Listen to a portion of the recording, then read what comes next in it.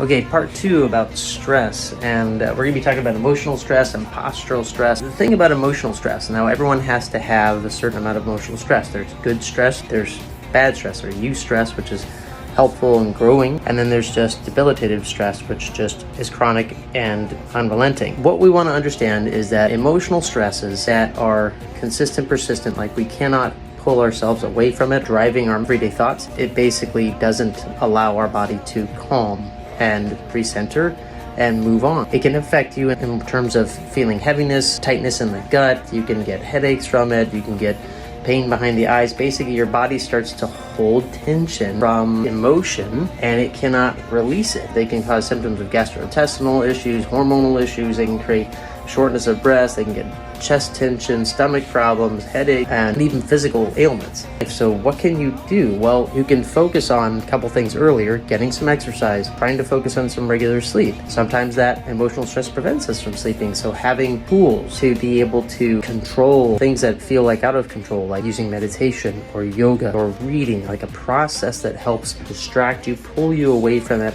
emotional stress and put you in a different state, so that you can find the space to actually sleep, no matter what is happening in your life. The other portion of this part is postural stress. A lot of times we don't really think about it, but a lot of us in the Silicon Valley, we have work that compromises our posture. Sitting at the desk or sitting at a chair or at the computer for hours at a time is not good for our body. It decreases our circulation. It puts our body and our postural muscles in odd position that we would never normally be in an everyday life. We always move in and out of position. What this does, it causes abnormal tension and it creates overdevelopment of certain postural muscles and underactivation of others, like in the back.